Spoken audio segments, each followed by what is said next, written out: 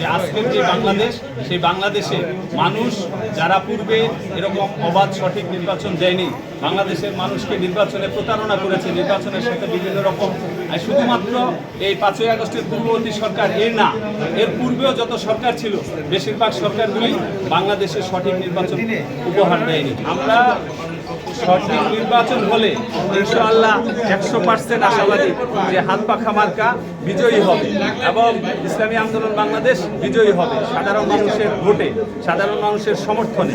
কারণ যে ইসলামী আন্দোলন বাংলাদেশ যে প্রেক্ষিত অর্জন করেছে, যে উদ্দেশ্য নিয়ে এসেছে, সেটা হলো সততার উন্নয়ন, মানবিকতার উন্নয়ন, দেশের উন্নয়ন, সৎ এবং ভালো মানুষের আগামীতে রাষ্ট্র ব্যবস্থা পরিচালনা করার দায়িত্ব দেওয়া, ইসলামকে রাষ্ট্র ব্যবস্থায় দায়িত্ব দেওয়া। যদি ইসলামের মাধ্যমে এই রাষ্ট্রটা পরিচালিত হয় তাহলে আগামীতে সুন্দর, সুষ্ঠু এবং উন্নয়নমূলক ব্যবস্থা প্রতিষ্ঠিত হবে।